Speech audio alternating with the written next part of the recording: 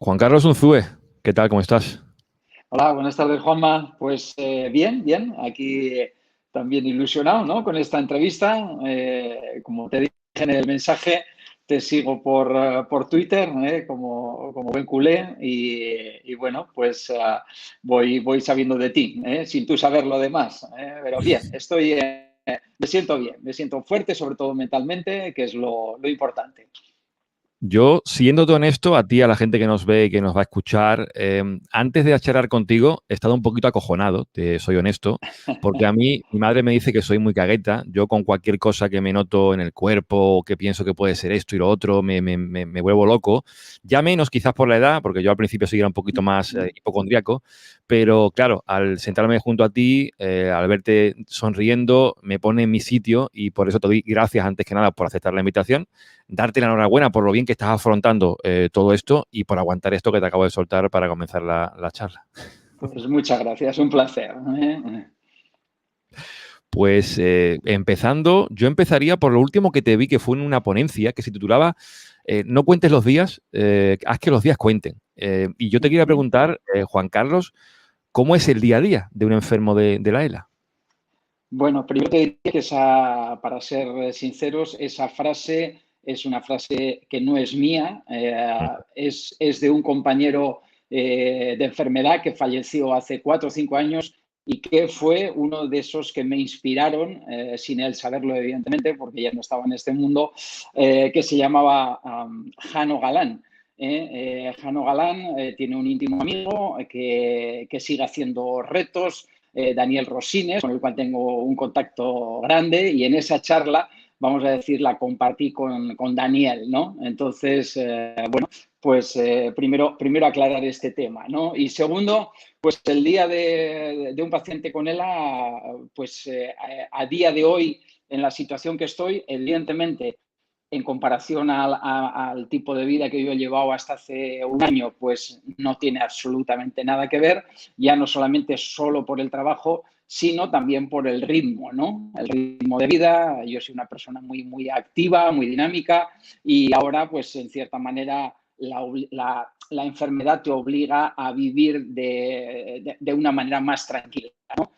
Trato de sacar provecho de ello, de tener más tiempo, pues, para reflexionar, para poder pensar y, en definitiva, bueno, pues para llevar la enfermedad de la mejor manera, ¿no? A partir de ahí, bueno, depende un poco del día, ¿no? Hay días donde, bueno, pues tienes que hacer el seguimiento con los médicos, o tienes que ir al hospital, pues para ser parte de un ensayo clínico, como he sido este año atrás. Bueno, si es un día normal, vamos a decir, las mañanas por lo general son tranquilas. Aprovecho para informarme, para leer un poco la prensa a través del iPad o del teléfono, de estar un poco al día.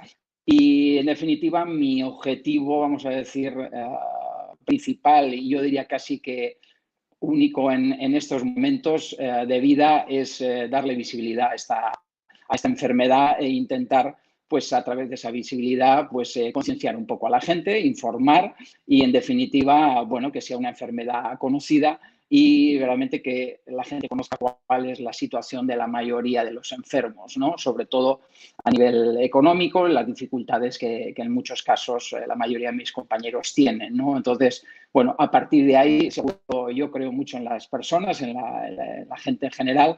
Sé que hay mucha más gente buena que mala, y sé que hay mucha gente en esta situación que vivimos actualmente difícil para todos, con dificultades, pero también hay mucha gente que está en una situación, vamos a decir, estable, y que le apetece echar una mano, ¿no? Pero claro, para echarnos una mano primero tiene que saber que esto existe y en qué situación estamos, ¿no? Porque ya que has comentado el tema de la visibilidad, te quería preguntar por eso, porque ¿a qué crees que es debido que no haya tanta visibilidad a esta enfermedad? ¿Porque es demasiado costosa? ¿Porque sois pocos? Pues a ver, hay no sé, diferentes opiniones, ¿no?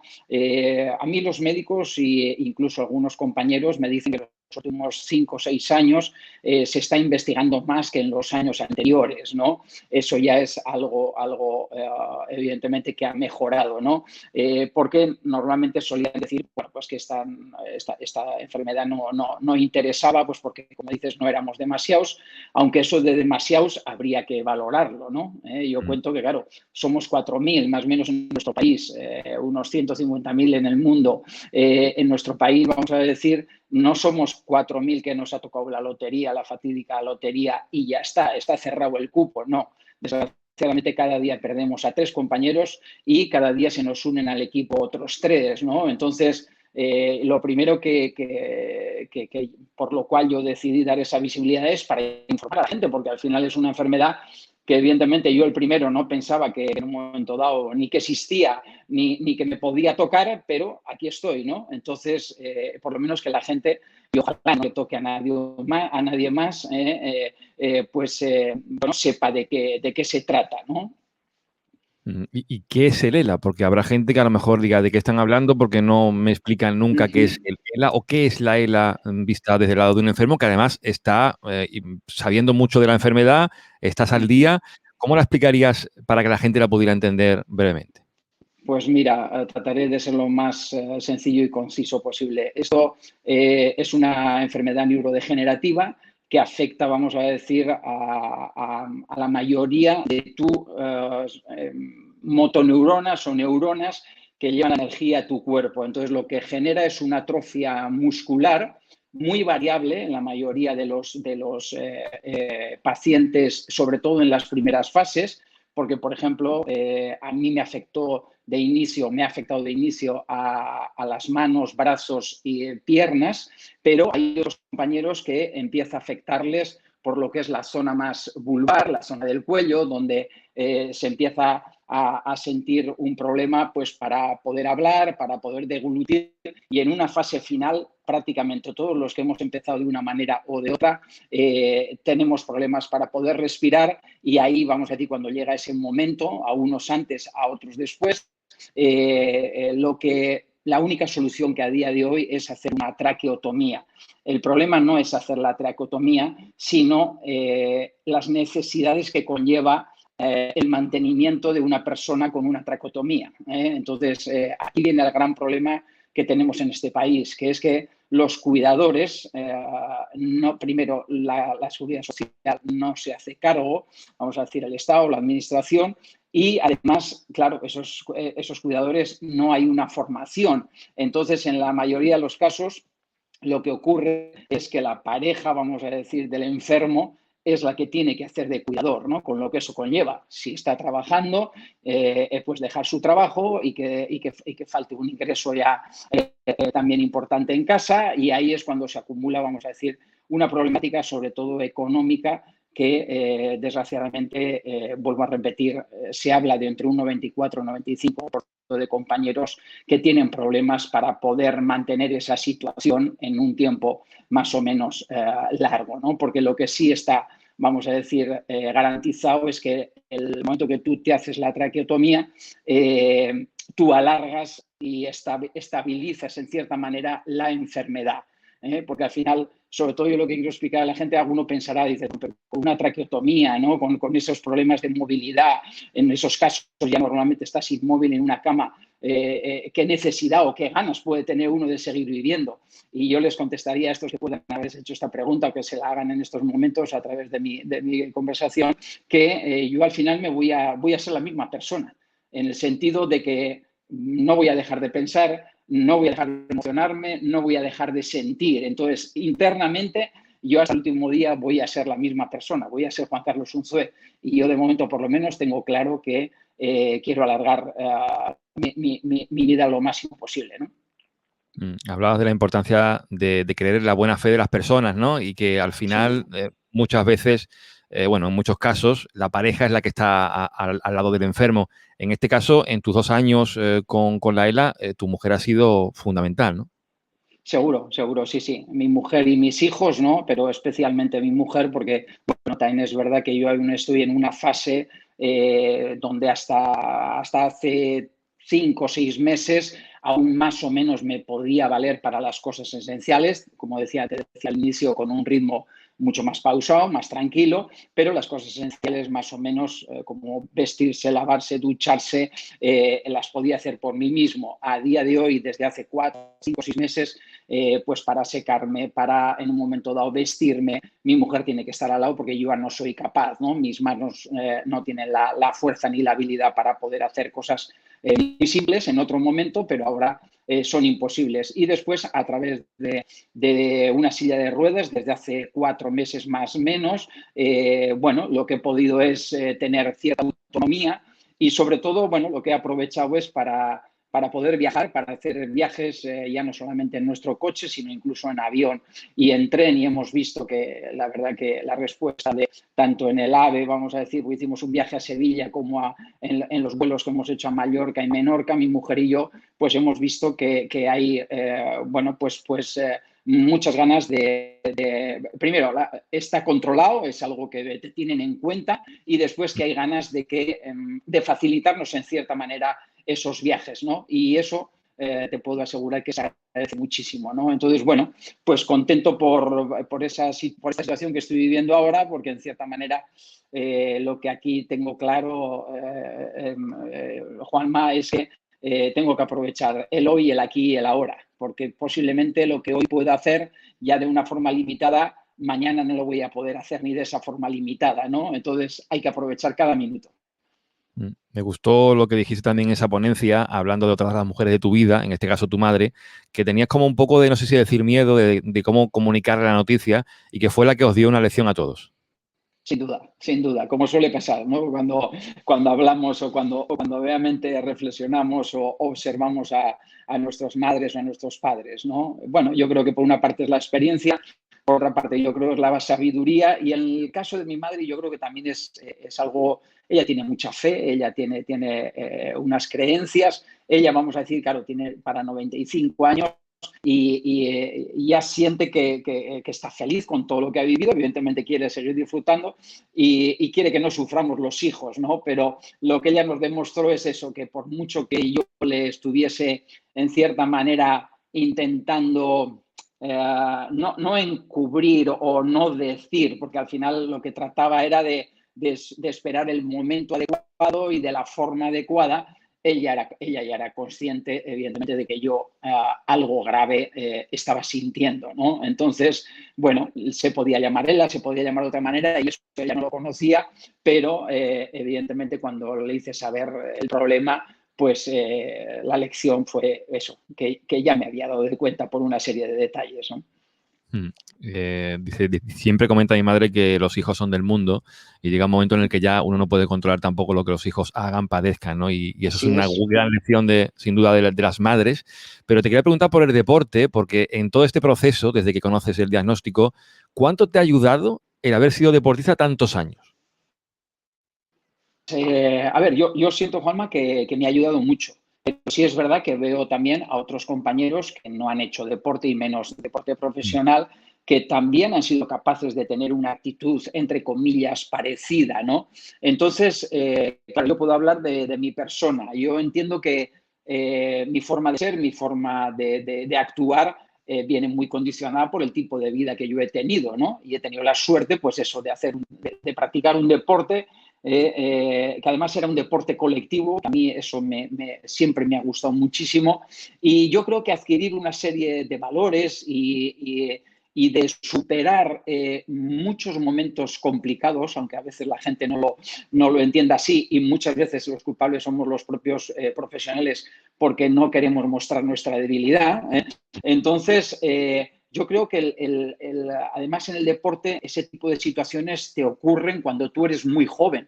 Entonces vamos a decir que lo tienes ahí, vamos a decir, interiorizado desde muy crío, ¿no? Entonces lo que veo es que, o lo que siento es que en esta situación de dificultad, bueno, pues lo que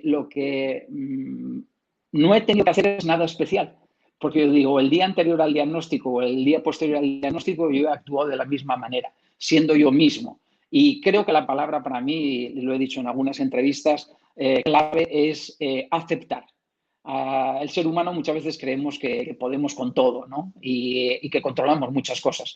Y a veces está bien pensar así también, porque tu autoestima está alta, pero no somos tan fuertes ni tanto como pensamos muchas veces, ¿no? Y además hay momentos y hay cosas que nosotros en la vida ni podemos cambiar.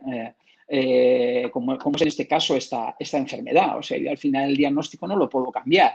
Entonces, en el momento que aceptas, vamos a decir, que esto también es parte de tu vida, lo que yo me he dado cuenta es que estoy preparado para jugar al mejor nivel esas cartas malas, muy malas, que me ha tocado jugar en estos momentos, ¿no? Entonces, primero, te puedo asegurar que el primer beneficiado soy yo, y segundo, como consecuencia, y para mí esto es una motivación, los que tengo más cerca de mí, ¿no? Se hace aquí buena la frase que decía Cruyff de que el juego se juega el fútbol con la cabeza y no con los pies, ¿no? En este caso con la ELA, si no tener el cuerpo en condiciones, la cabeza es fundamental. Así es, así es. Mira, mi madre con 94, 95 años dice, yo para mí lo esencial es tener la cabeza bien. Y le digo, claro, mamá, tú lo tienes muy fácil porque me dices con 94 años y tienes la cabeza bien, pero el físico también bien. O sea, que no sabes lo que es perder el físico, pero sí le doy la razón. Ahora mismo, en esta situación que yo estoy viviendo, le doy la razón porque al final, como te decía antes, Juanma, yo voy a seguir emocionándome, yo voy a seguir pensando, al final voy a seguir sintiendo lo mismo que sentí hace 2 o 3 años antes de tener esta enfermedad, ¿no? Entonces, esa es la esencia que tenemos el ser humano, ¿eh? Muchas veces sí, claro que necesitamos el cuerpo y evidentemente hay que intentar aprovecharlo mientras se pueda al máximo posible, ¿no? Pero en definitiva somos lo que pensamos, ¿no? Cuando decía tantos años como profesional o como deportista, es que es así. Son desde los 19 hasta los 36, creo que de portero profesional en primera división. Después, Así nada es. más colgar las botas, casi sin tiempo de colgarlas, te vas de entrenador de porteros al Barcelona, estás con Rijkaard, estás con Guardiola, te pones a entrenar, vuelves como asistente de Luis Enrique al Barça, entrenador en el Celta, Girona. No te has aburrido en tu carrera. Para nada, para nada. Y creo que esto también es algo que me ayuda mucho en estos momentos, ¿eh? Porque cuando echo la vista atrás, vamos a decir que no tengo cosas, sobre todo en el aspecto profesional, que reprocharme, ¿no? Sobre todo no reprochármelas por no haberlo intentado, ¿me entiendes? Entonces, yo creo que este sí es un mensaje. No me gusta la palabra consejos, porque suena, no sé, como un poco altivo, no sé exactamente, no me gusta lo de dar consejos, ¿no? Pero sí me gustaría hacerle reflexionar y sobre todo a la gente joven, al explicarles algo que yo he podido sentir. Y es que yo creo que merece mucho más la pena quedarse con la sensación de lo he intentado, que con la sensación de y si hubiera hecho esto, y si hubiera hecho aquello. Entonces, evidentemente, luego hay que responsabilizarse de los hechos y resultados que tenga cada una de esas decisiones, ¿no? Y hay que asumirlos y muchas veces cuando no te salen, curiosamente, yo tengo la sensación de que es cuando más aprendes, porque en definitiva es parte de la vida también, ¿eh? En el éxito muchas veces tendemos a idealizar todo y parece que todo hemos hecho bien, ¿no? Y cuando se gana, y más en un juego como en el fútbol, que ha sido mi vida, pues evidentemente hay muchas cosas que se han hecho mal también, ¿no? Pero sobre todo cuando ganas parece que te olvidas de todo, ¿no? Y sin embargo, cuando pierdes tendemos a pensar que todo está mal hecho. Y no. Yo tuve un entrenador que bueno, he tenido unos cuantos que han sido unos fenómenos, yo he tenido esa gran suerte, ¿no? Que su gran parecido era que la capacidad que tenían para ir contracorriente. Y sobre todo contracorriente cuando en relación a la gestión del vestuario, y normalmente esa gestión del vestuario en relación al resultado que tú habías tenido en un momento dado, ¿no? Entonces yo me acuerdo de Johan, yo me acuerdo de Bilardo, yo me acuerdo de Luis Aragonés, yo me acuerdo sobre todo de Javier Aguirre, el mexicano, que lo tuve de compañero y de entrenador mi último año en Osasuna, y esa capacidad de ellos para en todo momento intentar que no perdiese el grupo el equilibrio. Cuando sentían que estabas un poquito agrandado y un poquito te bajaban los humos rápidamente, para seguir peleando y para seguir mejorando. Y cuando te sentían al equipo un poquito bajo o deprimido, esa capacidad, pues a través de los vídeos, en el caso de Javier Aguirre, ¿no? Pues para enseñarte y mostrarte que había muchas cosas, a pesar del resultado, que habíamos hecho bien y que teníamos que incidir en ellas. Evidentemente había que mejorar las que habíamos hecho mal, pero que había que incidir en esas cosas que habíamos hecho bien, ¿no?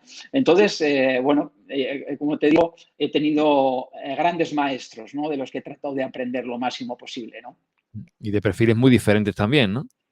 Es que esa es la grandeza. Esa yo creo que es la suerte, verdaderamente, ¿no? Porque al final, cuando tú tienes todos con la misma idea del juego, vale, serás muy bueno, conocerás muy bien esa idea, pero verdaderamente no habrás podido captar todos los conceptos que tiene el fútbol, ¿no? Y yo la verdad es que, bueno, contarte nada más que del 88 al 90 estuve con Johan Cruyff, en el 92 estuve con Bilardo. Entonces, era prácticamente la noche y el día, ¿no? Dos conceptos de idea de juego muy diferentes, pero que tú al final, cuando lo sientes, cuando lo sabes interpretar, cuando lo has ejecutado y te ha dado resultado, siempre hay cosas que se pueden entrelazar entre uno y el otro. O sea, no es que solamente valga esta idea o la otra. No. Hay cosas, y sobre todo de estos entrenadores tan transgresores, ¿no? Tan diferentes, que uno puede aprovechar, ¿no? Y mezclar en cierta manera.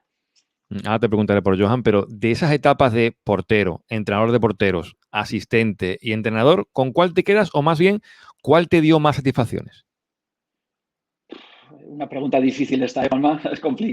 Es complicado, pero yo te diría que en cuanto a satisfacción propia de sentirte involucrado, de ser parte de, yo creo que es la época de jugador, con todos sus momentos, con los buenos y con los malos, porque como te decía antes, yo siento que he aprendido mucho, sí, de los momentos que he ganado títulos, que hemos entrado en Europa con uno y otro equipo, pero he aprendido muchísimo también de los descensos que yo en un momento dado tuve con Sevilla, Tenerife y Oviedo, ¿no? Entonces, de todo he aprendido. Y esta sensación que uno tiene cuando es jugador, yo creo, y esto lo he hablado con otros muchos compañeros y además entrenadores de primer nivel, la sensación no es la misma. La sensación de sentirte parte de estar involucrado en lo que ha ocurrido no es la misma por mucho que seas el primer entrenador.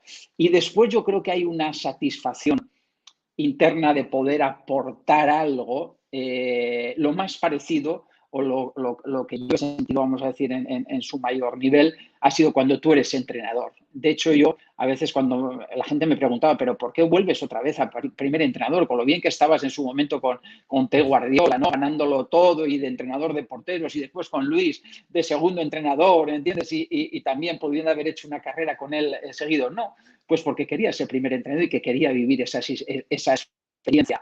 Y vamos a decir que esa pregunta me la he acabado haciendo yo. ¿Por qué yo he querido ser primer entrenador teniendo otras situaciones tan fantásticas? Y la respuesta que he sentido y que me ha venido a la cabeza es esta sensación de poder aportar algo a algún jugador o al equipo como colectivo, ¿no?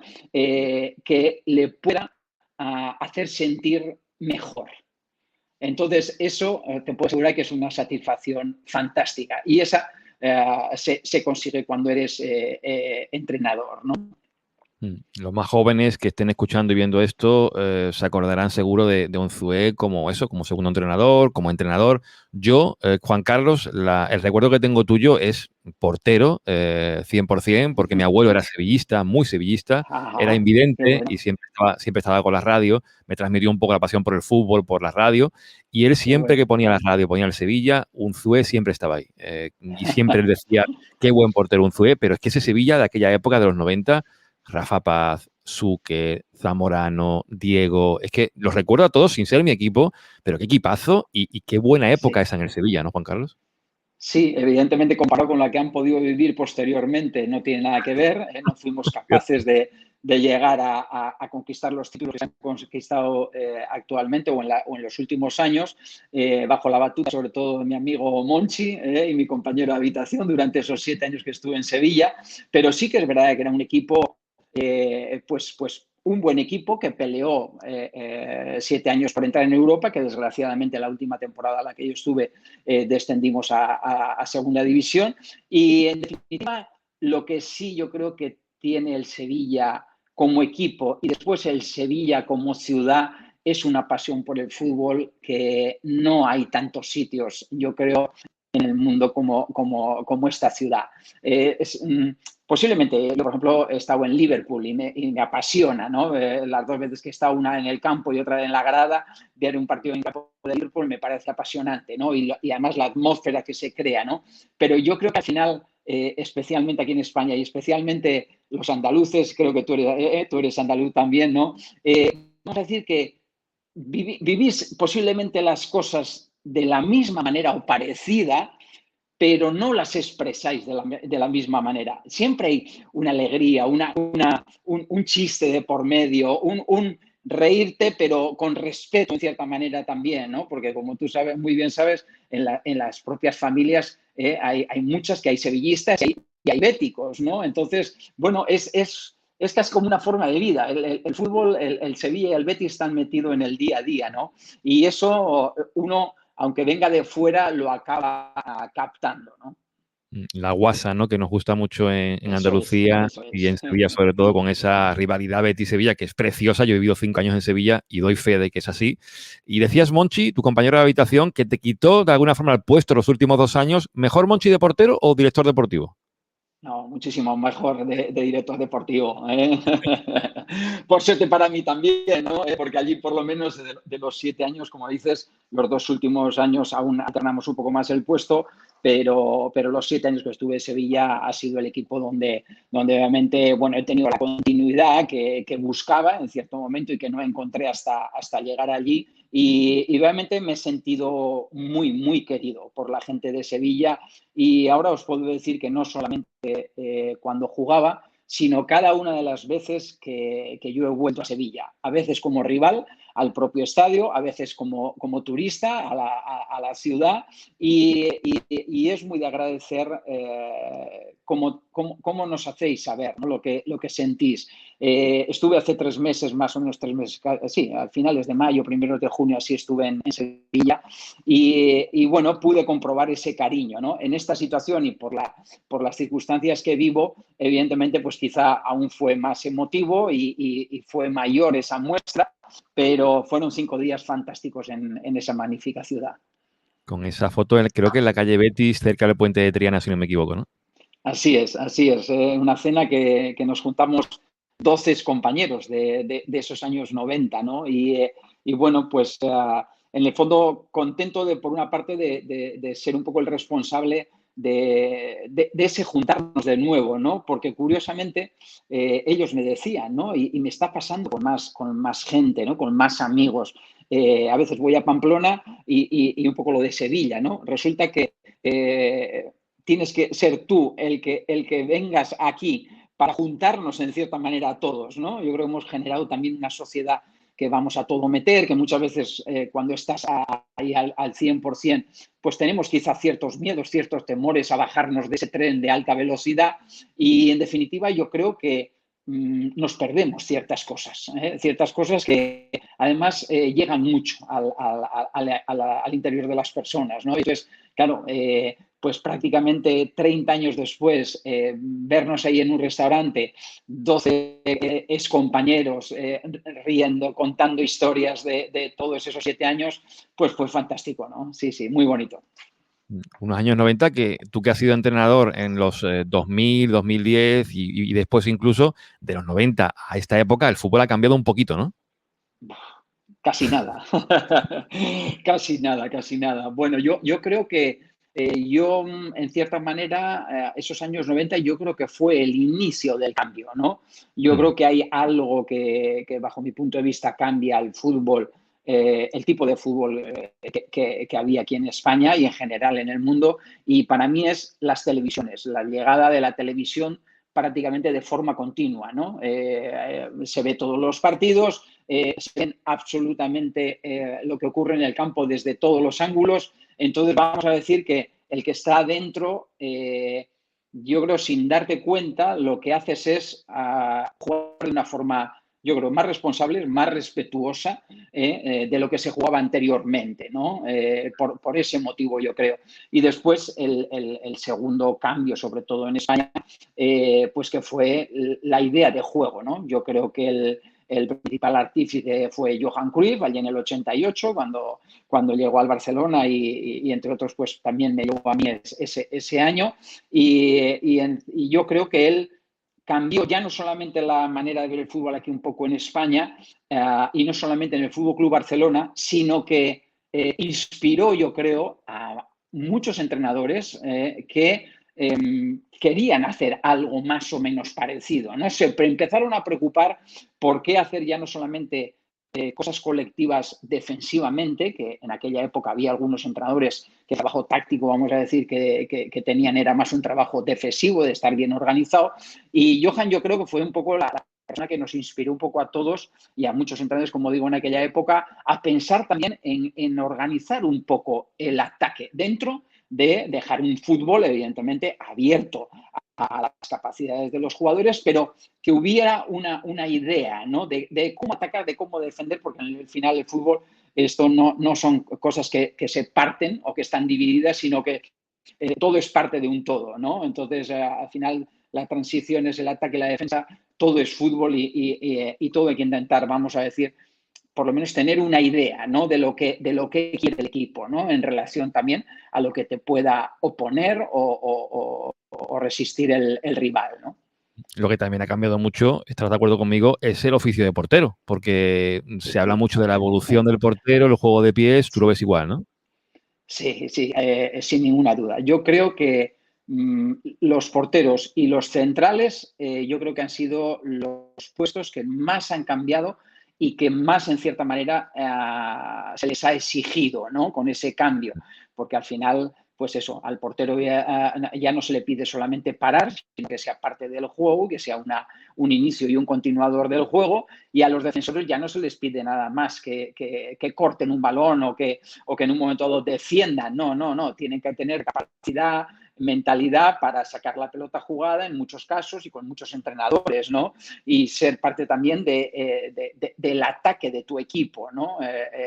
Y sobre todo ser parte del ataque de tu equipo en muchas situaciones cerca de tu portería. Que esto muchas veces cambia, sobre todo cambia la mentalidad del propio futbolista, la presión y la tensión que se siente, y también la tensión y presión que siente el propio aficionado en la grada, ¿no? Entonces, sí, el portero cambió muchísimo, pero en definitiva yo creo que es un cambio beneficioso para el juego, porque yo creo que lo que estaremos todos de acuerdo, Juanma, es en que el fútbol que vemos hoy es un espectáculo muchísimo mayor en la mayoría de los partidos, en la mayoría de las competiciones de diferentes países, muchísimo mejor, yo creo que en todos los sentidos, porque evidentemente hay una gran mejora en la capacidad condicional de los jugadores y evidentemente hay una variedad y un trabajo de análisis de los staff técnicos, de los entrenadores, enorme en todos los países, ¿no? Y hay cosas muy interesantes que debemos de seguir tratando no digo de copiar, porque esto no es un copia y pega, pero sí de observar y de intentar conocer, ¿no? Un poco los por qué se hacen eso y para qué, ¿no? Entonces, bueno, yo digo que los últimos años, los últimos 10, 15 años, ¿no? Los entrenadores españoles yo creo que han sido o hemos sido entrenadores muy buscados en todo el mundo. Yo creo que, curiosamente, y podría valer esto para los porteros, nosotros hemos podido crecer y ser porteros de primer nivel o entrenadores de primer nivel mundial porque en un momento dado porque las leyes lo dejaron bueno, pues hacer de esta manera, porque tuvimos la humildad para en un momento dado traer jugadores y entrenadores de otros países con otras ideas diferentes. Entonces, de ahí hemos aprendido. Entonces, tenemos, yo creo que seguir teniendo la humildad del fútbol español y los entrenadores españoles de seguir viendo qué hay en otros países también que nos puede hacer crecer como entrenadores, porque si nos plantamos en lo que ha ocurrido estos 10 años, si nos quedamos ahí parados, no va a ser suficiente, ¿no?, para seguir al máximo nivel, bajo mi punto de vista. También hay por ahí una corriente que dice de que con tanta tecnificación del fútbol, con ese análisis de los rivales, que se está convirtiendo el deporte del fútbol en algo muy aburrido porque no surge la improvisación, pero al final el fútbol no deja de ser, como decía Lillo, un deporte de errores, y aunque también decía Lillo que si el fútbol fuera perfecto, todos los partidos terminarían 0-0. Así es, ¿no? Está claro, está claro. Entonces sería muy aburrido, ¿no? Bueno, yo a ver, creo que el fútbol ha cambiado casi de la noche a la mañana en la metodología, ¿no? Y eso ha hecho que lo que veamos en el terreno de juego, evidentemente, sea algo diferente. Yo te puedo contar, Juanma, y he sido un bicho raro dentro de los bichos raros que éramos o que somos los porteros, porque yo creo que ha sido el único portero del mundo que le gustaba correr, porque yo hasta los 15 años hacía atletismo también y era una persona muy dinámica y muy deportista, y entonces a mí me gustaba correr. Yo en los años últimos de los 80, primeros de los 90, las pretemporadas corría lo que corrían los porteros. Y te digo yo que corríamos muchos kilómetros. Y después cuando eres entrenador de porteros, cuando ya pasas esa fase, dices, ¿para qué necesito yo correr todos esos kilómetros? ¿Entiendes? A mí me gustaba, pero a la mayoría de los compañeros no les gustaba, ¿no? Entonces, quiero decir que ha cambiado la metodología y evidentemente a mejor. Y ahora sí podemos decir, porque antes siempre había, tú seguramente que has escuchado siempre, Juanma, un poco esa frase de, no, aquí los equipos juegan como entrenan. Y le digo, ostras, pues si jugamos como entrenamos no hacemos más que correr, porque con la pelota estamos muy poquito rato, ¿eh? Y entonces ya era cierto también, porque con la pelota estábamos muy poquito tiempo. ¿Qué ha ocurrido en las metodologías? Que se le ha dado, vamos a decir, una prioridad al balón. Y como se puede darle una prioridad al balón y hacer tareas en relación a él, pues evidentemente los jugadores son más capaces. Y claro, sumas a jugadores con una capacidad condicional mayor, que cada vez se van cuidando más, les sumas también una manera de entender el juego mayor, porque pasan muchos minutos jugando ese tipo de tareas y sobre todo donde la técnica ha mejorado, claro, porque tú al final cuando corres, vale, sí, podrás estar muy fuerte. Y como decía Johan, pero si esto no consiste en correr más, esto consiste en correr en el momento justo. ¿Entiendes? Evidentemente, si puede ser un poquito más rápido para llegar un poco antes, sí, pero hay que correr en el momento justo. No es hacer más kilómetros que el rival. No te garantiza eso el ganar el partido, ¿no? Entonces, ahora se ha juntado un poco todo y creo que esa metodología ha ayudado a que hoy veamos, como decía antes, yo por lo menos lo siento así, unos espectáculos en los terrenos de juego mucho mayores que los que había hace 30 años. Y un fútbol evolucionado como había evolucionado también en los años anteriores a nosotros estar en activo, ¿no? Que también de alguna forma ha podido igualar incluso más el fútbol hoy, ¿no? Que un rival presuntamente menor está también muy bien informado, tiene buenos equipos de análisis, se preocupa para analizar al rival y eso hace que se iguale un poco todo, aunque al final los que tienen más posibilidades para comprar mejores jugadores van a ser siempre los que tengan un poquito por delante, ¿no? Seguro que las diferencias siempre van a existir, ¿no? Pero vamos a decir que no hay partido fácil, ¿no? Esta es una frase hecha, pero que por lo general cuando estás dentro lo sientes, ¿no? No, tú no sientes una seguridad, una diferencia entre tu equipo y el de enfrente. Pero esto incluso jugando con los mejores, vamos a decir. En un momento después se puede dar y te toca el día que lo empiezas a meter todo y vale, y hay un 6-0, un 7-0. Y por suerte he podido vivir resultados de estos, sobre todo en el Fútbol Club Barcelona, ¿no? A favor en la mayoría de los casos. Pero la sensación es que todo cuesta muchísimo. Y como dices, pues porque cada vez hay más análisis, porque cada vez hay gente más preparada que piensa ya no solamente cómo contrarrestarte en tu propio campo, ¿no? Que esto es un poco lo que te decía, que yo tuve algún entrenador en esa época, finales de los 80, primeros de los 90, ¿no? Era un poco, esos eran como los diferentes, ¿no? Lo que organizaban un poquito de forma táctica colectivamente, ¿no? En el aspecto defensivo. Pero yo creo que lo que ha cambiado es que también se han atrevido, y quizá como consecuencia de que ha habido más equipos que intentan jugar la pelota desde atrás y de forma con unos pases cortos y de una forma organizada, lo que ha ido animando es a los equipos y a los rivales a saltarte cada vez a una presión más alta. Y eso también a mí me parece que ha ayudado a que el espectáculo sea mayor. Porque yo, por ejemplo, veo muchos partidos, o bastantes, no demasiados, pero bastantes de ahí de la liga alemana, donde tú estás viviendo y sigues desde hace tiempo. Y a mí lo que veo de los alemanes es que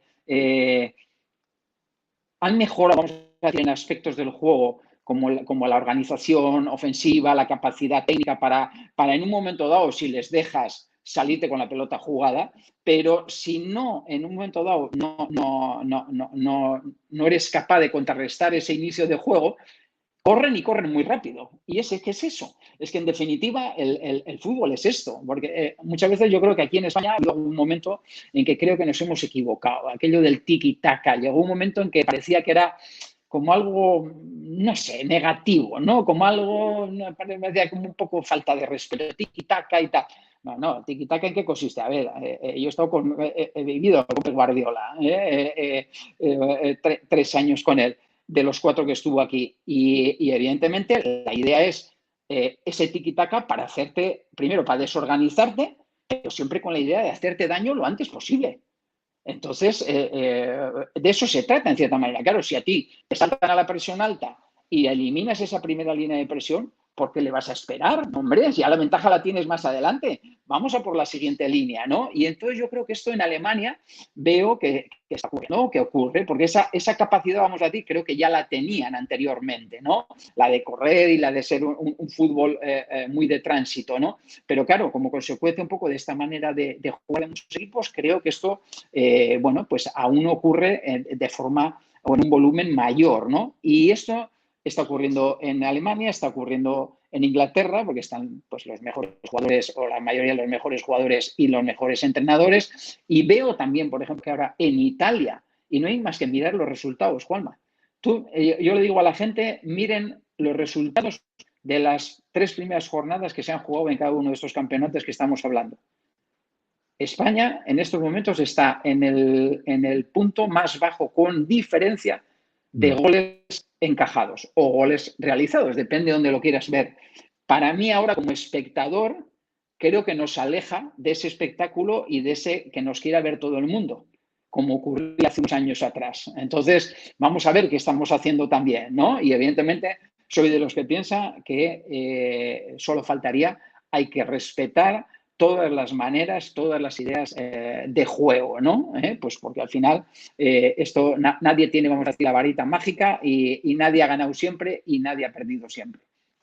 Decía Guardiola, que tú bien conoces, que el talento depende de la inspiración, pero el esfuerzo de cada uno. Y eso me viene muy bien para el tema del Bayern, ¿no? Porque siempre la gente dice el Bayern es que gana la Bundesliga sobrado, que la gente vea un partido del Bayern semanalmente como lo hago yo y se dará cuenta de que ese equipo no renuncia a un gramo de sudor y hay que ver a Thomas Müller todos los partidos desde hace ya 10, 11 años que corre como no corre nadie y eso es al final la parte principal y a partir de ahí si construyes un equipo con calidad en sus jugadores individualmente hablando y con un colectivo, con un entrenador que hace las cosas bien, al final el cóctel da lo que da, pero lo primero es lo primero. Seguro, es que yo creo que hay cosas en cierta manera que son innegociables, ¿no? O sea, que son parte de, y es que es eso, ¿no? Yo cuando hablo muchas veces de la intensidad de todo esto, pero ¿qué es la intensidad? Pero es que eso se entiende. ¿Quién en un campo de fútbol, pero no de fútbol profesional, cuando tú eras niño y jugabas con tus amigos en el pueblo o en el colegio, ¿hay alguien que ha querido perder? ¿Hay alguien que no ha hecho todo lo posible para ganarle al amigo o a los amigos del colegio o a los rivales de tu liga en esas edades? A todos nos gusta correr y todos debemos de poner, vamos a decir, ese entusiasmo, ¿no? Yo la palabra que utilizo mucho y me ha gustado transmitir cuando he sido entrenador, hay 2 de ellas. Una es ilusión, porque la ilusión te da siempre, es algo positivo que siempre te genera mirar un poco en el futuro y ser positivo, ¿no? Y segundo, para mí, pasión. pasión. Cuando tú tienes pasión por algo, y esto no vale para el fútbol nada más, yo creo que tienes mucho ganado. Bueno, yo estoy seguro de que si tú tienes pasión por algo, lo que estás es preparado para dar tu máximo nivel o tu mejor nivel. Entonces, yo creo que esto es lo que deben de transmitir los equipos. Lo que pasa que, claro, a veces cuando tienes la pelota parece que no tienes que correr tanto. Bueno, pero que corre la pelota, como decía yo, ¿no? Pero cuando hay que correr, correr. Y sí que es verdad, Juanma, yo creo que aquí en España ha habido en algún momento en que quizá los chicos jóvenes han equivocado que si eras bueno técnicamente, parece que esto te valía con la técnica y con, bueno, ya yo el tiki-taka, yo les elimino a través del pase y tal. No. Eso está muy bien como idea de juego, pero después cuando no la tienes hay que recuperarlo lo antes posible. O sea, yo creo que es de eso de lo que se trata y a mí me ha gustado ese tipo de fútbol y me encanta verlo, ¿no? Esos equipos que cuando no la tienen hacen todo lo posible para recuperarla lo más rápido posible. Y cuando la tienen, que evidentemente dominen diferentes aspectos del juego, ¿no? Tanto corto, largo, dependiendo también muchas veces de lo que te haga el rival, porque esto es lo que no nos podemos olvidar. Que nosotros podemos tener una idea, pero hay un rival enfrente que tiene unos jugadores, que tiene también un equipo muy bueno y que tiene una idea de juego que tienes que intentar contrarrestar, ¿no? ¿Y un jugador puede perder la pasión? Pues es posible que sí. Yo no la he perdido. Yo sinceramente te puedo decir que si algo he tenido durante mis 17 años y yo diría que incluso en mi época de entrenador de porteros, de segundo entrenador, de primer entrenador, creo que esto, no sé, como te decía antes, está muy interiorizado desde muy joven, ¿no? Al final, esta sensación de tener el privilegio de haber hecho de tu hobby tu profesión.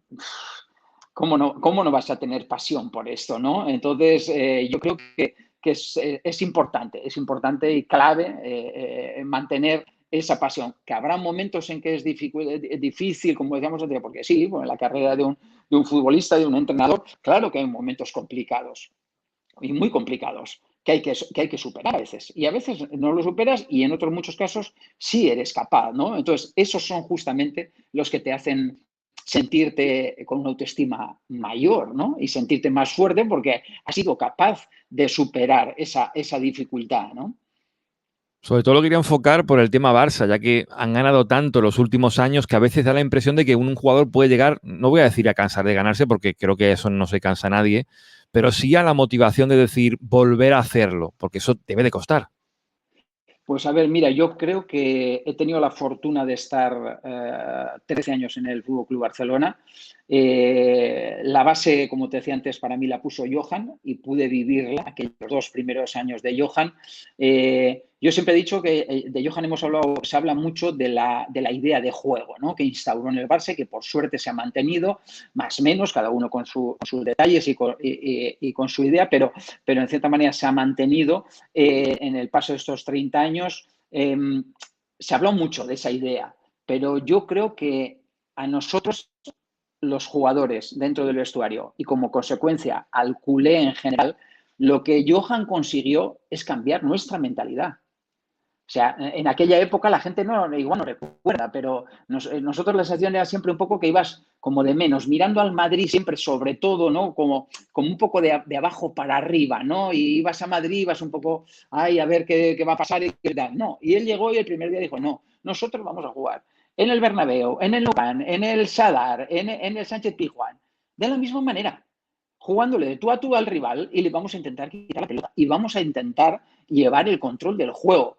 Entonces consiguió, yo creo, a través de esa idea, cambiar la mentalidad de los jugadores y como consecuencia, evidentemente, el culé de esa idea que dice, ostras, esto nos gusta, esto que transmite el equipo y va al Bernabéu. Y curiosamente, fíjate, yo los 2 años que estuve de jugador, el del 88 al 90, ninguno de los 2 años ganamos en el Bernabéu, pero he podido disfrutar de muchas victorias en el año, o sea, en los años 2000 en adelante como parte de cuerpo técnico, ¿no?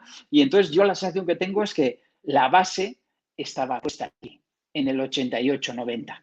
Y después es cuando se ha ido recogiendo un poco los frutos, ¿no? Pues de sentirnos pues fuertes también, ¿no? Y ser un equipo que en el fondo también sea admirado, ya no porque gana, sino también por cómo lo ha hecho todos estos últimos años, ¿no? Y como te decía antes, y me he ido un poco por las ramas, yo lo que he podido disfrutar es de un vestuario que ha sido, no te puedes ni imaginar lo ambicioso que ha sido.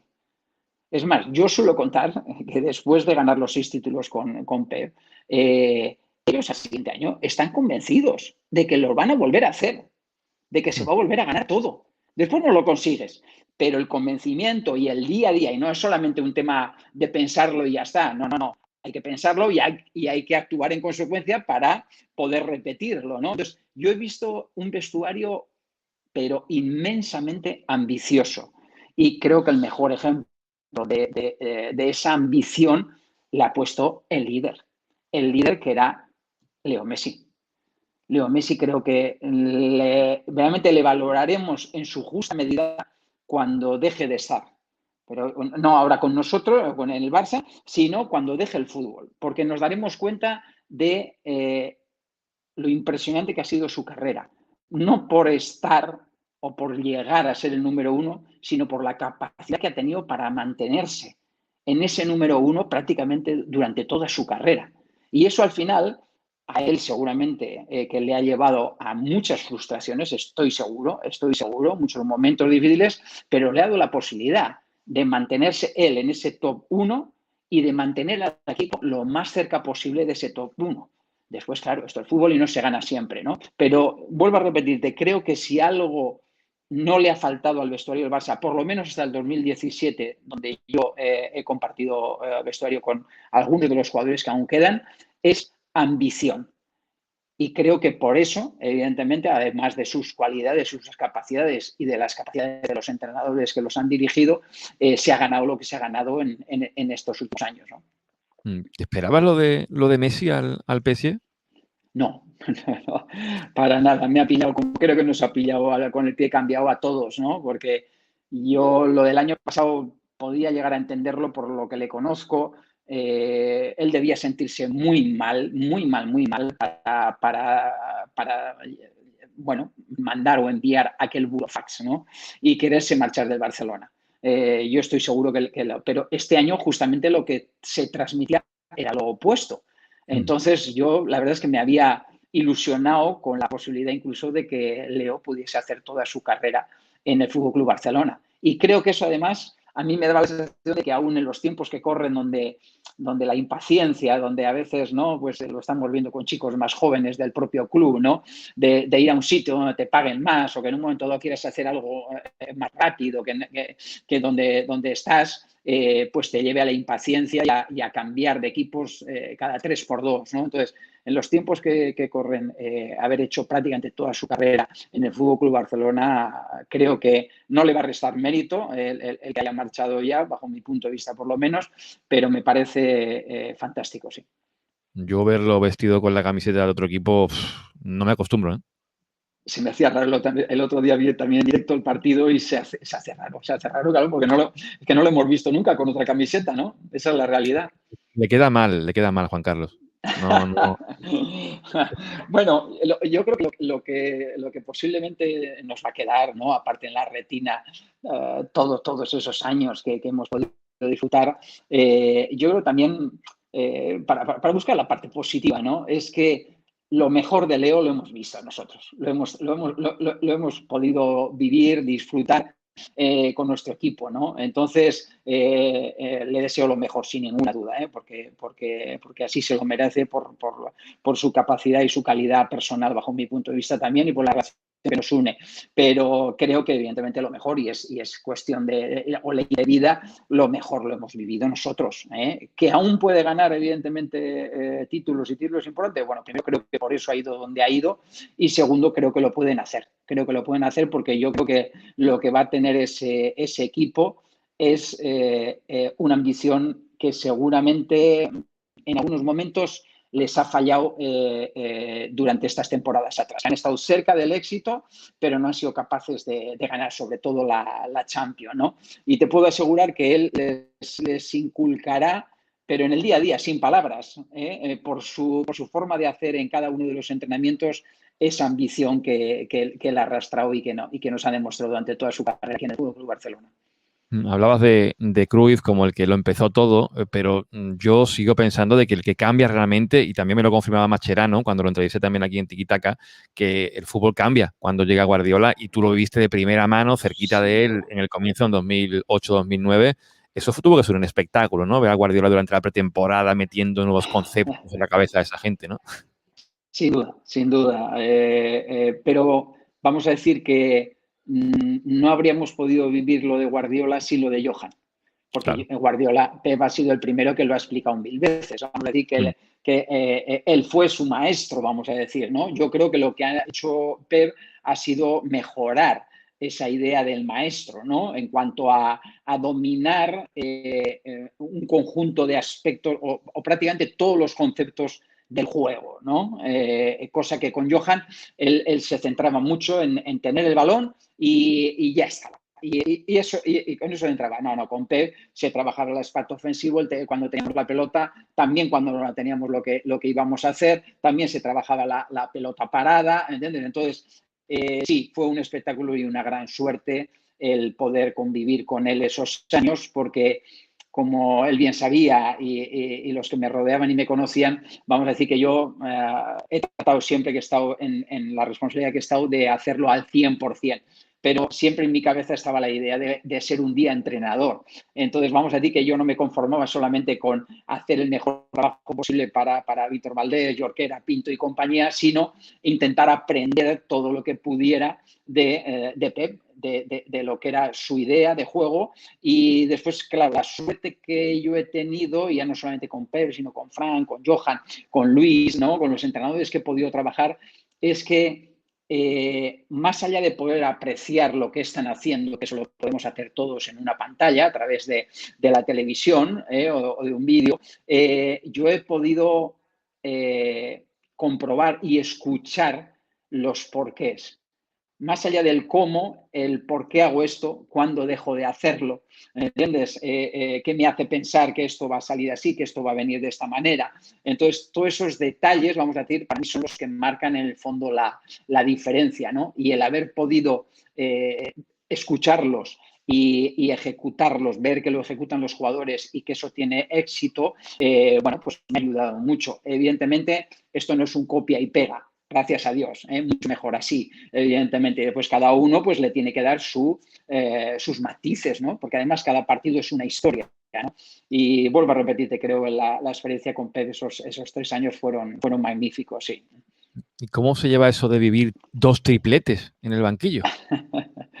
Pues muy bien, ¿no? Muy bien. Como te decía antes, hombre, uno de cuando en cuando viene bien el tener un tropiezo, una dificultad, pues para sobreponerte, para mejorar tu autoestima y sentirte más capaz, pero es verdad que con los buenos momentos se disfruta mucho, ¿no? Y bueno, yo he tenido la fortuna de poder vivir pues, algunos de los mejores o la mayoría de los mejores años del Fútbol Club Barcelona en cuanto a resultados, pero también en cuanto a la idea y a la manera de conseguirlos, ¿no? Entonces eso me hace muy, muy, muy feliz, ¿no? ¿Cómo diferenciarías tú, que estuviste en los dos cuerpos técnicos, aquel triplete de 2009 y el de 2015? ¿Qué diferencias habría que tú pudieras definir así claramente? Pues mira, yo creo que el del 2009 estuvo más centrado quizá un poco en esa idea de controlar el juego, por los jugadores que teníamos en ciertos momentos, incluso respecto a lo que hemos hablado antes de ciertos momentos del juego, no corríamos demasiado hacia adelante porque sabíamos que con ese control, con los jugadores que teníamos, podíamos ganar y así fue. Pero fue un fútbol también eh, muy cambiante, porque vamos a decir que sobre todo en cuanto a contrarrestar lo que nosotros hacíamos, los rivales cada día inventaban algo un poco novedoso. Entonces, cómo nos saltaban la presión o no. Y allí es cuando empezó, vamos a decir, a saltarse o animar a los equipos y a los entrenadores a saltar una presión alta cada vez un poco más como consecuencia de la manera de jugar de ese Barça de Guardiola, ¿no? Y después un poco la diferencia quizá con el de Luis es que Y va en relación a esto que hemos hablado antes también, Juanma, un poco de cómo ha evolucionado estos años, esas capacidades cada vez mayores condicionales de los jugadores, ese menor temor a saltar alto y a presionar alto a los rivales. En nuestro momento, claro, con Luis yo creo que fue un fútbol igual un poquito más rápido, un poco más vertical, porque un poco yo creo que más equipos que querían hacer ese tipo de presión y segundo también condicionados por el tipo de jugadores que teníamos arriba. No hay que olvidar que nosotros teníamos a Ney, a Luis y a Leo, que eran dos jugadores donde o que eran capaces de solucionar casi cualquier tipo de partido, ¿no? Pero si en un momento dado había que jugar rápido, también eran jugadores que transitaban muy rápido y que, claro, contra 3 o 4 contrarios te hacían daño con una efectividad y en un volumen de situaciones por partido muy alta, ¿no? Entonces, mira, es curioso, a veces suelo decir que me acuerdo que se habló en un momento, no, que esta ya no era la idea del Barça, durante el año de Luis, de ese triplete, evidentemente antes de conseguirlo, ¿no? Pero en los medios un poco se decía, no, esto es más vertical y tal. Le digo, mirar, justo lo que es la esencia, vamos a decir, del equipo, para mí es el medio del campo, aunque justamente se dice, ¿no? Hay que ser bueno en las áreas, pero los que dominan un poco, los que condicionan un poco la forma de jugar de un equipo, yo creo que son los centrocampistas. Entonces, los centrocampistas de uno y otro triplete eran casi parecidos. El primer año prácticamente los mismos porque aún estaba Xavi, aunque ya no jugó con la asiduidad, continuidad de los años de Pep, ¿no? Pero los interiores eran normalmente Andrés, Xavi, aparecía Rakitic el año de Luis, pero estaba Busi también de 4, o sea, estaba ahí de pivote. Entonces, yo me acuerdo que en un momento dado, algún día yo le decía a Luis, ¿no crees que a veces tenemos que parar un poco el partido? Porque, ostras, a veces lo hacemos demasiado vertical. Claro, si no acabamos las jugadas que se acababan en un porcentaje alto, hacemos este partido de ida y vuelta que en un momento dado, para los que se quedan atrás, partimos un poco el equipo y esos jugadores que se nos quedan atrás no son jugadores que van a ser efectivos contra equipos grandes, jugando, vamos a ir defendiendo 6 o 7 nada más, ¿no? Entonces me decía, ¿y cómo lo hacemos? ¿Cómo paramos a estos animales? ¿Cómo paramos a estos animales? Entonces yo me quedé tranquilo cuando te pones a analizar, Juanma, y te das cuenta que los jugadores que les dan la pelota a estos tres de arriba con más verticalidad y con más volumen de situaciones por partido son Busi y Andrés. Entonces, si Busi y Andrés, que saben que con ese tipo de partido más vertical, más de tránsito, van a sufrir, imagínate qué confianza tienen esos tres de arriba en que lo van a solucionar. Entonces, bueno, pues te vas adaptando dentro de una idea a las capacidades también de tus jugadores. Esa para mí es la explicación, ¿no? Y quizá un poco la diferencia de uno y otro triplete, ¿no? De esos equipos siempre se habla de Xavi, de Iniesta, de Bussi, de Messi, evidentemente, pero para mí hay un jugador que es bisagra en estos dos equipos, que es Dani Alves, que también compartió contigo Sevilla y Barça. Se habla no tanto como se debería de él, me parece que es un jugador que define perfectamente toda esa etapa triunfante del Barça, porque es un jugador que es que no se puede clonar, un jugador como Alves. Sí, no es fácil encontrar un lateral que pueda dar el rendimiento que ha dado Dani. Y ya no solamente el rendimiento que ha dado, sino lo que transmitía él con su alegría. Era un poco Ronnie, vamos a decir, en lo que es actitud, pero en otro puesto, evidentemente, mucho menos trascendente y, evidentemente, sin las cualidades de Ronaldinho, ¿no? Pero con una capacidad para transmitir alegría, dinamismo al equipo, actitud con balón y sin balón. Entonces, eso muchas veces no es cuantificable. Hay muchos datos por ahí que nos hablan de metros recorridos, de pelotas perdidas, ¿verdad?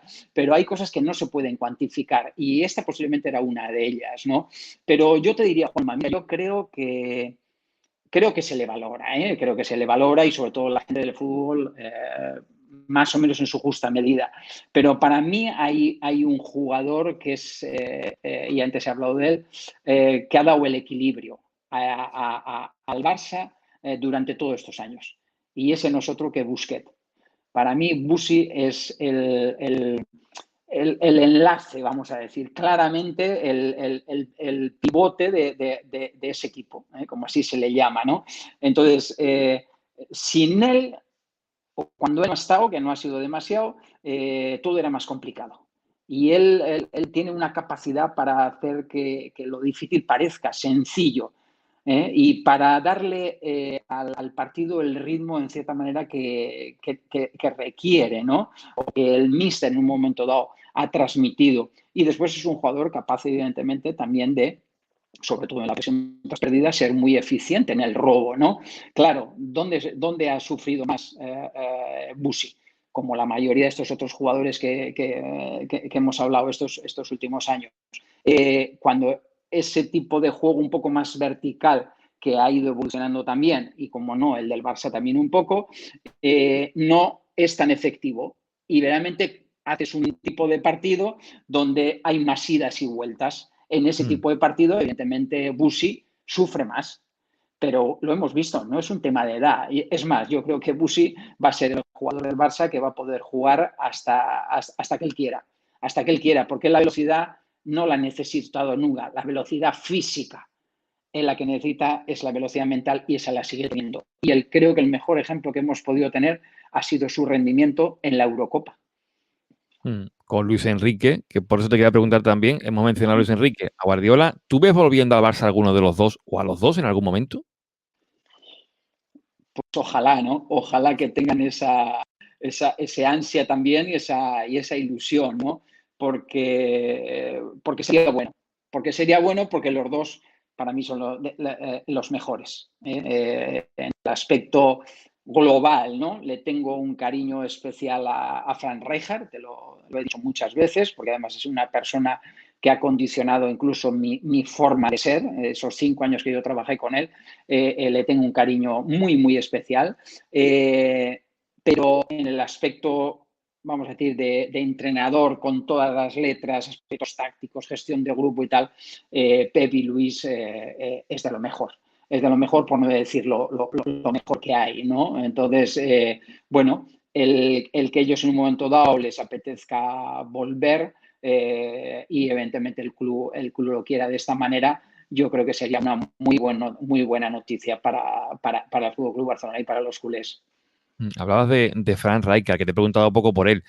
Hablaba con Rafa Márquez, en otro tiquitaca que también tenemos por ahí grabado. Le preguntaba por qué el equipo, después de ganar en París, se vino un poco abajo, se derrumbó esas 2 temporadas siguientes. Y él me comentó que en parte porque dejaron de hacer cosas que antes hacían y porque también se fue gente en Cate, que es una figura que también se comenta muchas veces de que su adiós fue como un...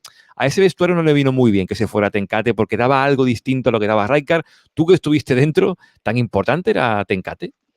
Bueno, yo no creo que ninguna persona de staff técnico sea tan importante como el colectivo o el equipo, los jugadores, ¿no? Está claro que al final los jugadores se mantienen o no en ese máximo nivel dependiendo lo que transmita también el entrenador. Ayuda, evidentemente, ¿no?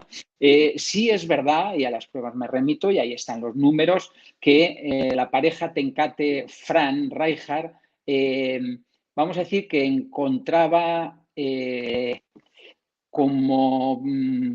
era una pareja muy completa, vamos a decir, era un poco... Tencate hacía de malo, entre comillas, de la película y Fran era el bueno, ¿entiendes? Aunque esto muchas veces no era la realidad, ¿no? Pero de cara al jugador, de cara al vestuario, esto ocurría, ¿no? Quizá después cuando llegó Nesken, el carácter y la forma de ser un poco de Fran y de Johan era más parecida. Entonces quizá notaron ese cambio, ¿no? Pero yo creo que lo que ocurrió en aquel momento, por desgracia, por eso esto por desgracia suele ocurrir en la mayoría de los casos, cuando tocas el máximo nivel y es ganar una Champions, volver a, pues cuesta después. Le costó también, si recordáis, a Johan Cruyff después de las Champions también del 92, ¿no? Después de, sobre todo, de perder la del 94, ya costó también, ¿no? Entonces, no es fácil, vamos a decir, mantener ese nivel de ambición en todo el equipo, ¿no? Y a veces lo que necesitas para que eso ocurra son ciertos cambios. Y esos cambios, el más fácil suele ser el del cambio de entrenador, pero si no haces el cambio de entrenador, tú tienes que hacer algún cambio en algunos de los jugadores. Y quizá en aquel momento necesitábamos que alguno de los importantes hubiese dado un paso o hubiese tenido una salida y marchar a su sitio. Y vamos a decir, renovar también esa ilusión y esas, por las capacidades las tenían, pero renovar esa ilusión, ¿no? Y esto yo creo que en el fondo lo necesitamos todas las personas, ¿no? Mantener esa chispa viva, ¿no? Esa ambición que hablábamos, esa pasión de la que hemos hablado antes, Juanma, ¿no? Pues a veces la forma de mantenerla es haciendo cambios, curiosamente. Porque si muchas veces tenemos la sensación de que si haces lo mismo, vamos a conseguir lo mismo. No, no, hay una frase por ahí muy buena, no es mía, evidentemente, que dice, si haces lo mismo, no vas a conseguir lo mismo porque normalmente la tendencia va a ser descendente, porque cada vez va a ir a peor. Entonces, yo creo que allí nos pasó un poco esto, ¿no? Pero bueno, los cambios de ciclo, y más en el fútbol, ¿no? Han existido, existen y existirán, no tengo ninguna duda. ¿Y cómo recupera la chispa el aficionado culé después de lo de Messi? ¿Cómo está el club económicamente hablando? No son momentos fáciles para el culé. ¿Cómo se recupera la chispa de la ilusión, Juan Carlos? Pues bueno, yo creo que primero recordando todo lo bueno que hemos podido disfrutar, no olvidándonos de eso, ¿no? Es verdad que de lo que hemos vivido, pues no, ya no nos sirve para nada, ¿no? Pero sí nos sirve porque a veces recuperar un poquito las cosas buenas nos hacen sentirnos bien, aunque sea por unos momentos, ¿no? Después hay que contextualizar las cosas y yo creo que ahora el culé, y no es primera vez que lo digo, y lo dije también el año pasado, después de todo el lío con Leo y toda esta historia, yo creo que lo que necesita ahora el culé sobre todo es tener paciencia. Yo creo que esta es la palabra clave, porque nunca ha sido fácil ganar, ni incluso estos últimos 30 años. Entonces, repetir lo que hemos vivido no será sencillo, pero es posible. Pero es posible. Pero lo que no va a aparecer es aquí un maná en 2 días. Porque ahora mismo, pues eso, lo que hablábamos antes, no basta con gestionar, vamos a decir, un vestuario bien. No, necesita que tú les transmitas una idea y tengas primero tú como entrenador y como staff, tengas una idea clara de juego, de lo que quiere y de lo que puede desarrollar tu equipo. Eso no se transmite. Transmitirse se transmite en muy poco tiempo, pero conseguir que se ejecute al nivel de perfección que muchas veces te exigen los rivales no es sencillo, ¿no? Entonces, todo requiere un tiempo, ¿no? Y yo creo que hay una parte muy positiva en estos cambios de ciclo, que además no ocurre solamente en el Fútbol Barcelona, sino que ocurre en general en los equipos, en los clubes, ¿no? Y es que cuando hay una situación de debilidad, y este momento es un momento de debilidad económica, financiera, deportiva, incluso del Fútbol Club Barcelona, los primeros beneficiados son los chicos jóvenes. Y ahí nosotros tenemos ventaja, porque en la casa más o menos se sigue manteniendo una idea de crecimiento de esos jugadores. La Masía famosa creo que puede seguir dando jugadores de nivel. Posiblemente haya no tantos jugadores nacionales como había hace 25 años, pero también son jugadores que están en la casa desde hace tiempo y eso es lo importante. Entonces, yo lo que sí veo ahora es que los chicos jóvenes se tienen que estar frotando las manos, porque, vamos, al que le falte un mínimo de pasión, no sirve para este club, no sirve para este club. Y el momento de pasión es este, de sentir que tienes hueco en el primer equipo, de que puedes hacer tu carrera en el primer equipo.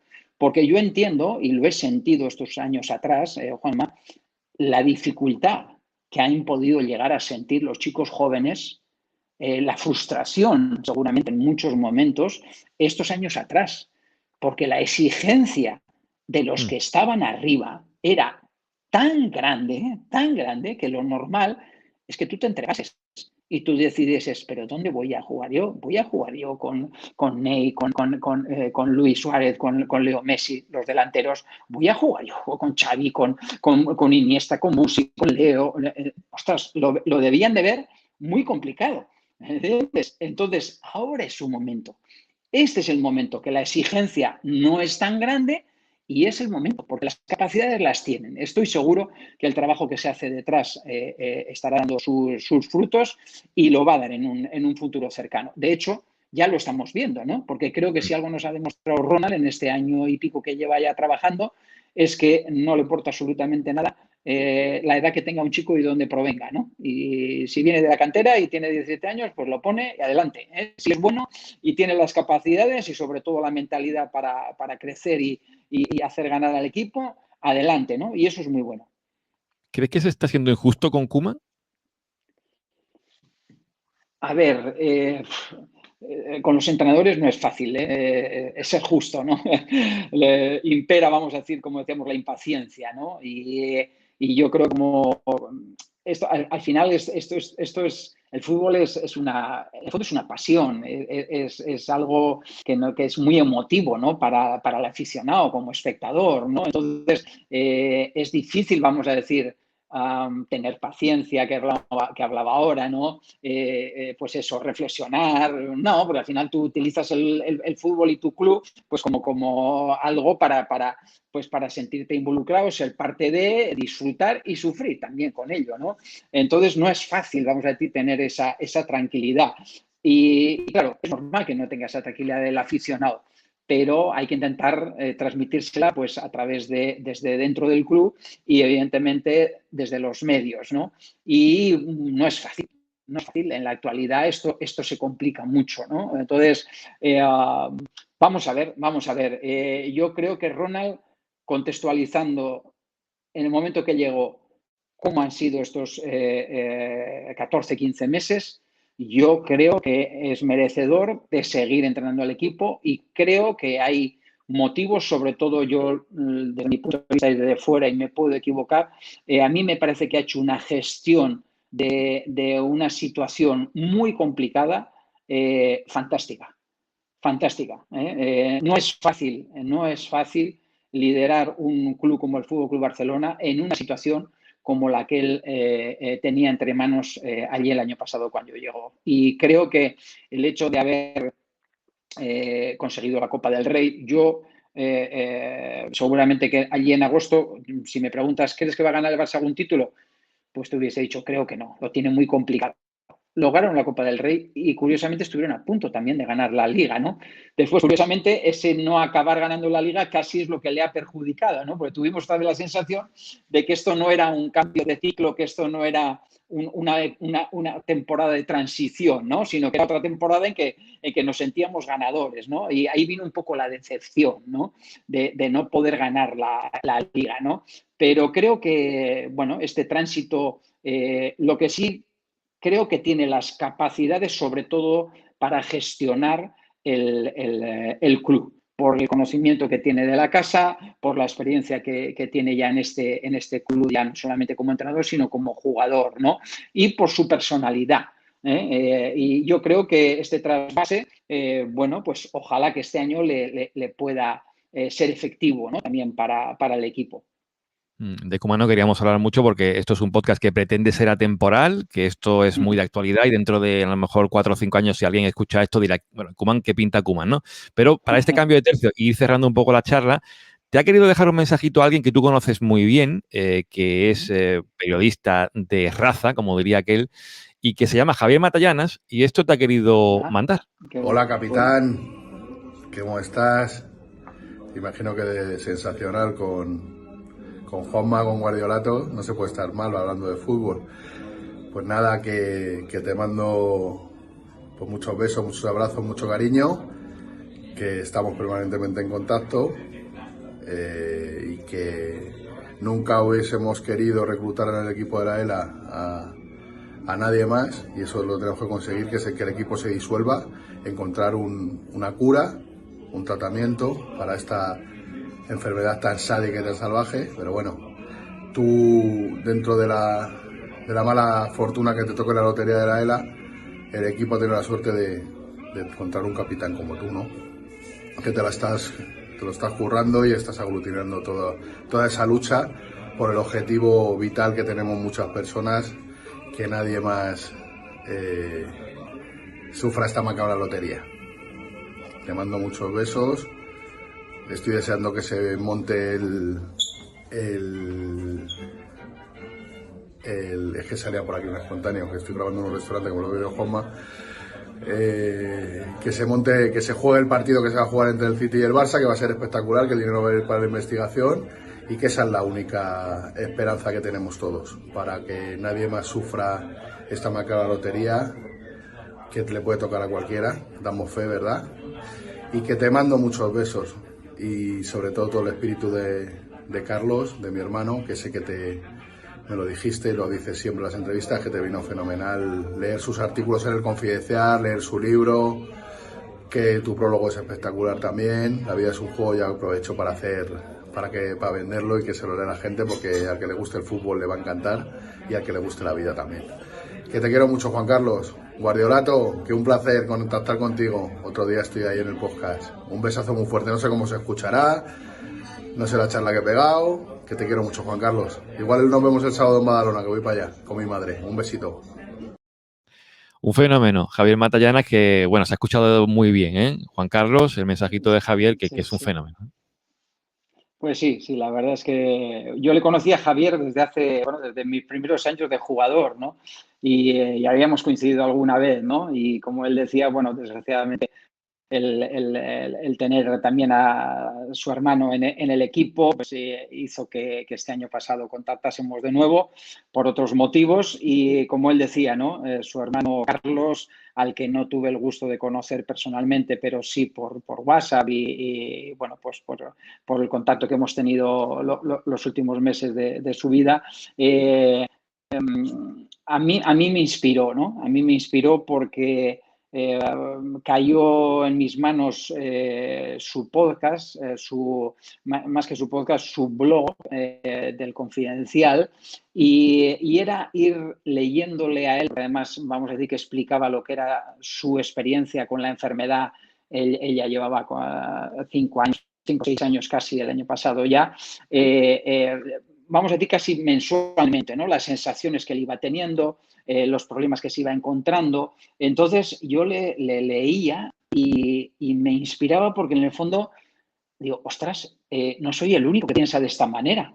Este tipo tiene pensamientos e ideas muy parecidas a las mías, ¿no? Entonces como que me dio fuerza, ¿no? Y se lo hice saber y así se lo dije también, ¿no? Entonces, bueno, yo creo que nos ha ayudado a todos mucho, a todos los afectados, porque él, en cierta manera, lo que hizo fue también anticipar los problemas que en un momento dado nos podíamos encontrar.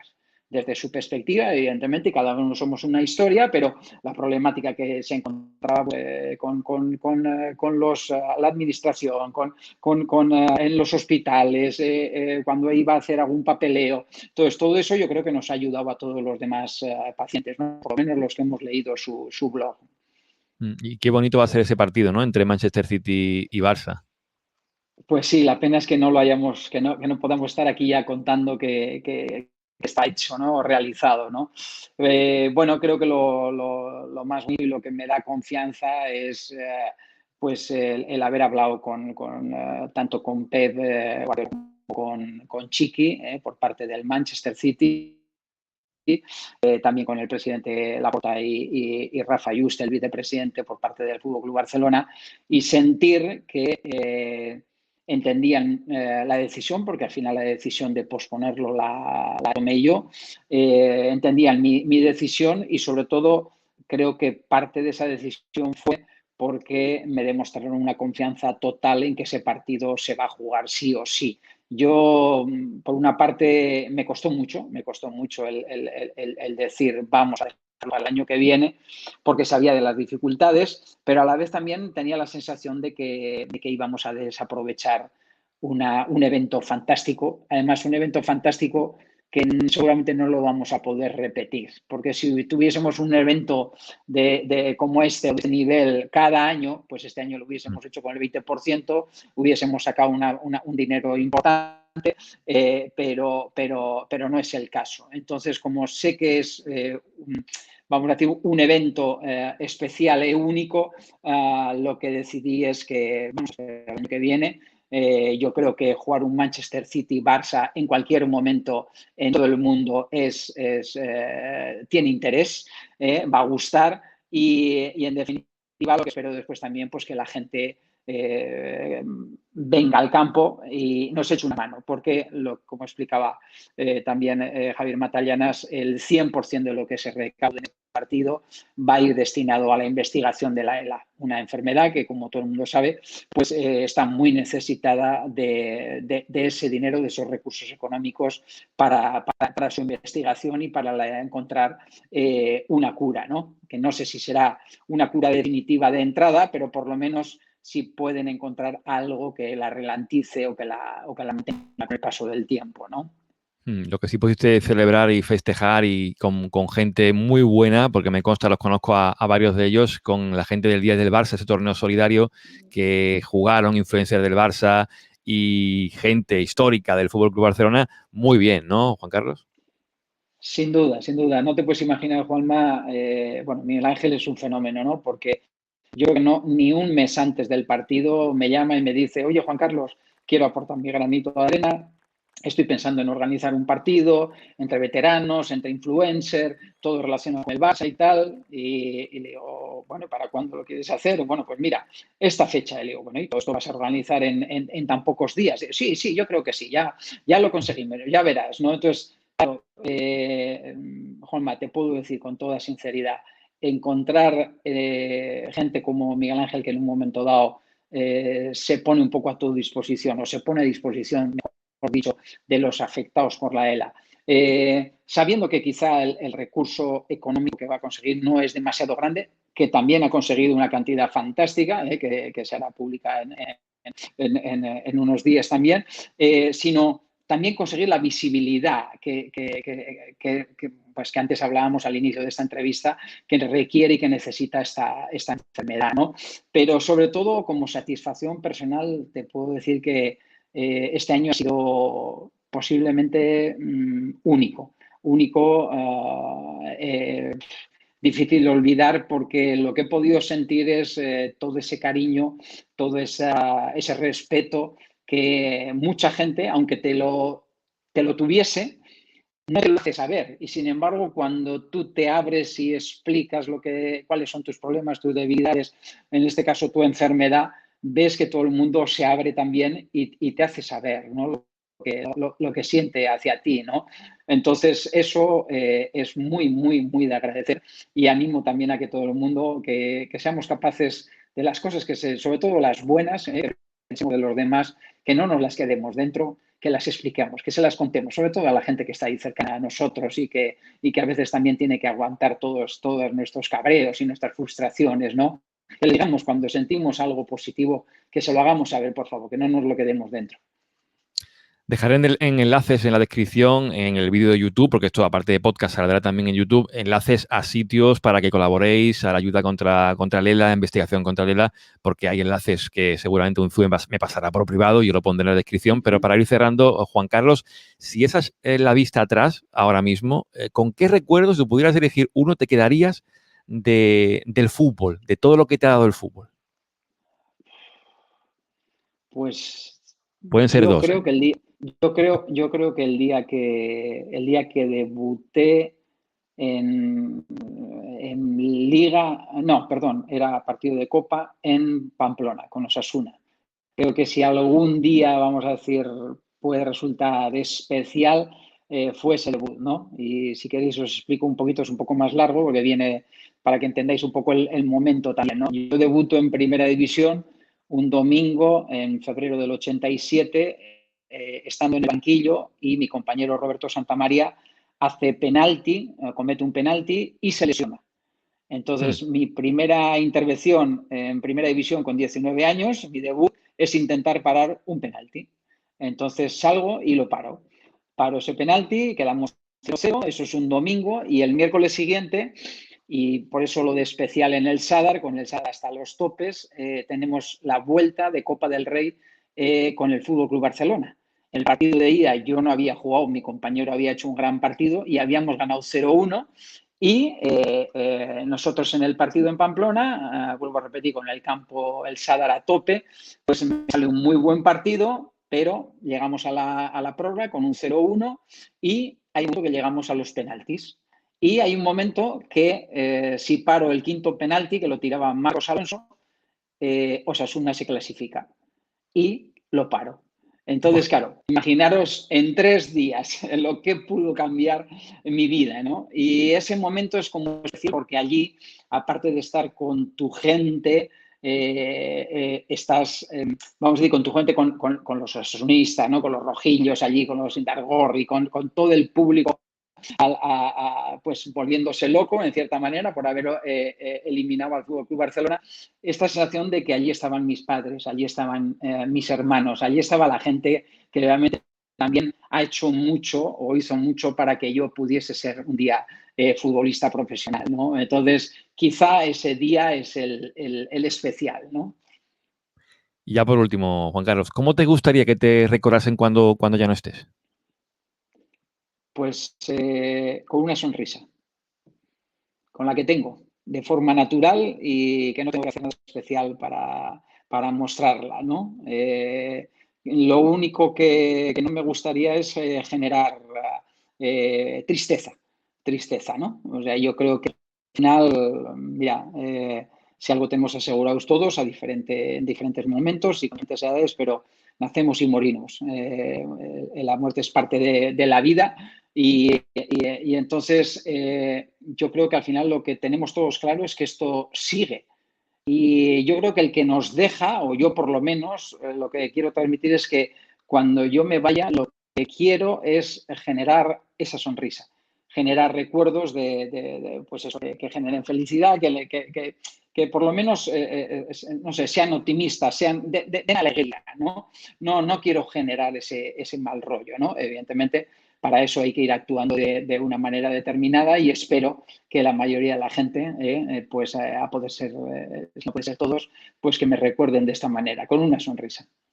Pues yo, un cagueta como yo, que lo dije al principio, me la ha sacado. Durante la charla me la ha sacado varias veces y te lo agradezco por la entereza, por la valentía, por todo lo que estás demostrando y lo que vas a seguir demostrando. Quedan todavía cosas por hacer y hay gente a la que Seguro. ayudar y lo dejaremos en descripción, ya digo, enlaces para que apoyéis a esta lucha contra una enfermedad que padece Juan Carlos, pero que la afronta, como veis, con esa espectacular sonrisa. Juan Carlos, que ha sido un placer tenerte aquí en Team Barça Podcast y te deseamos todo lo mejor, ¿vale? Igualmente a vosotros, gracias por darme la posibilidad de esta larga entrevista, que no es, no, mi mayor problema suele ser conciso, no te creas que ha sido en este caso algo especial, no me suele costar ser conciso, pero bueno, espero que la gente y tus oyentes se hayan podido divertir y en un momento dado, pues si les he ayudado a hacer alguna reflexión, pues mejor que mejor, ¿no? Pero gracias a vosotros porque en el fondo lo que estáis consiguiendo es que también se sepa algo más de la enfermedad y gracias también a esa gente que después nos eche una mano desde el aspecto, vamos a decir, económico o material. Gracias. Juan Carlos.